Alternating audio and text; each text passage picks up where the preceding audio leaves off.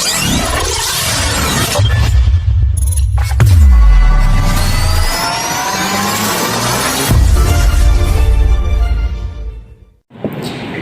assalamualaikum warahmatullahi wabarakatuh. Sebelumnya perkenalkan, nama saya Iti Nurdiana dari Prodi Akuntansi semester 2. Di video kali ini saya akan menjawab soal UTS dari mata kuliah Hukum Pajak dan Perpajakan.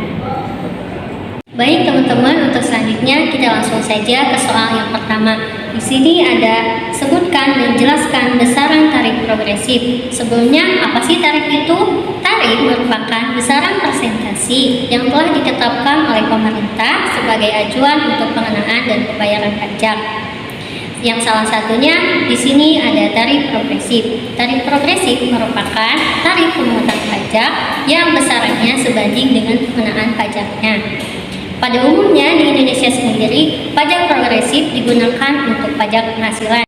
Di sini ada 4 lapisan, yaitu lapisan yang pertama penghasilan kena pajak atau PKP sebesar 50 juta, yaitu tarif pajaknya 5%. Lapisan yang kedua PKP-nya, yaitu sebesar 50 juta sampai dengan 250 juta, tarif pajaknya sebesar 15%. Lapisan yang ketiga PKP-nya, yaitu 250 juta sampai dengan 500 juta, tarif pajaknya sebesar 25%.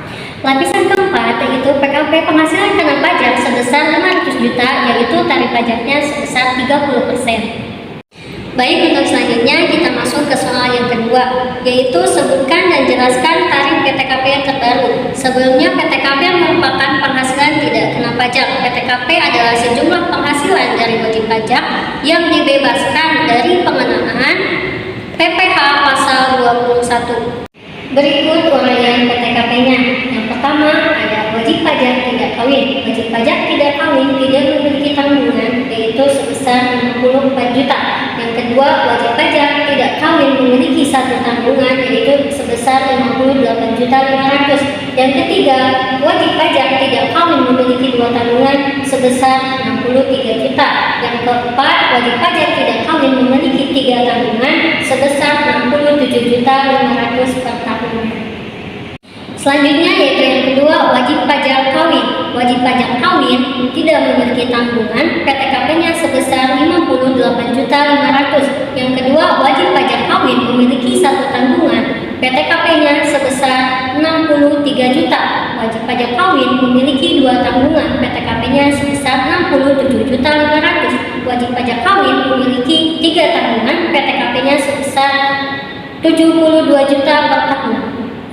Selanjutnya yang ketiga yaitu wajib pajak penghasilan suami dan istri digabung. Yang pertama, wajib pajak kawin tidak memiliki tanggungan, PTKP-nya senilai 112.500. Yang kedua, wajib pajak kawin memiliki satu tanggungan senilai 117 juta.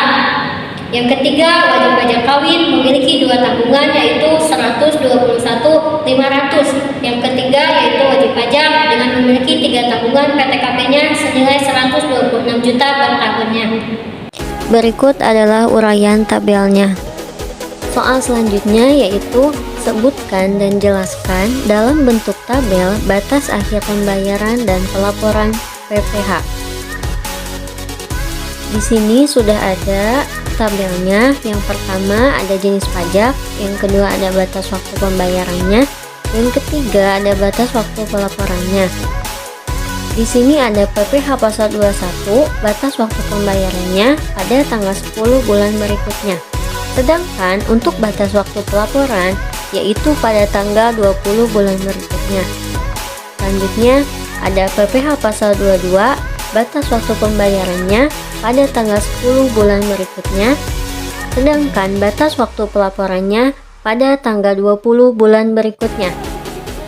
Di sini ada PPh pasal 23, batas waktu pembayarannya pada tanggal 10 bulan berikutnya, dan batas waktu pelaporannya yaitu tanggal 20 bulan berikutnya.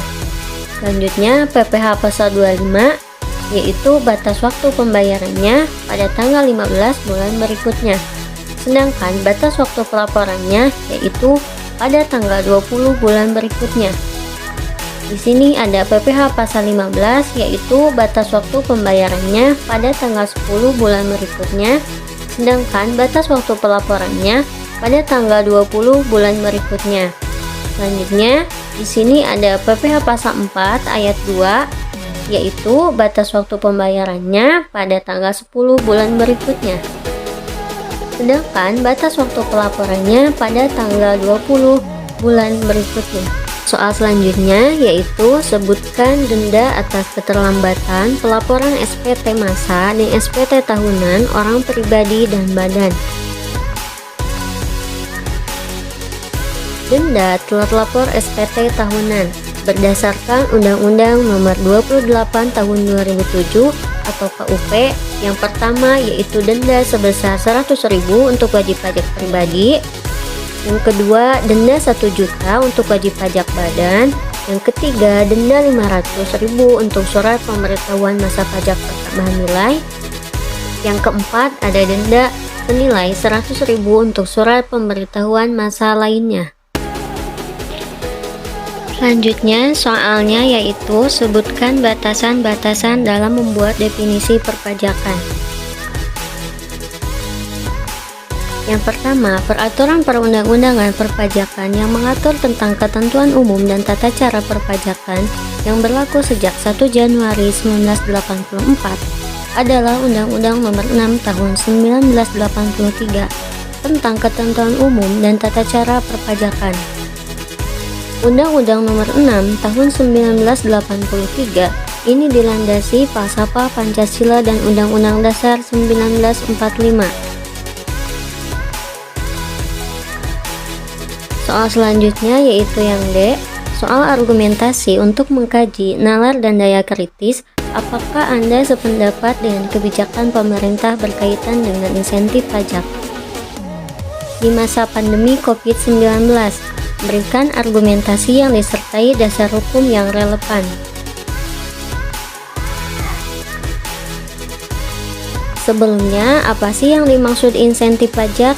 Pajak insentif adalah contohnya pengurangan tarif pajak atas laba, tax holiday, loss carry forward untuk tujuan pajak, pengurangan tarif peralatan, komponen dan bahan baku.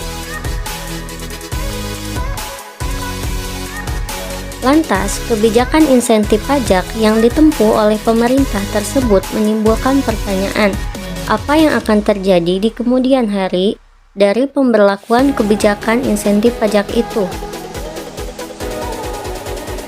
Yang pertama, dampak jangka panjang.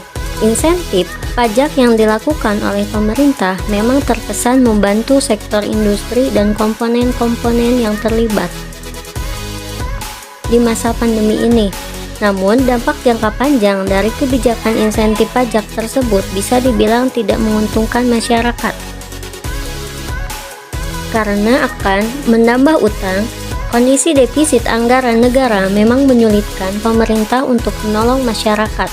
Maka yang ditempuh pemerintah untuk menutupi penurunan penerimaan yang bersumber dari pajak akibat kebijakan insentif pajak adalah dengan meningkatkan utang negara.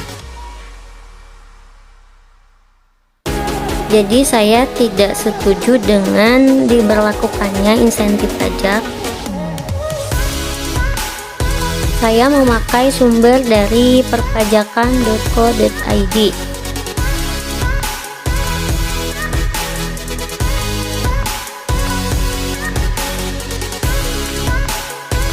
Baik, itu saja yang bisa saya sampaikan. Terima kasih. Wassalamualaikum warahmatullahi wabarakatuh.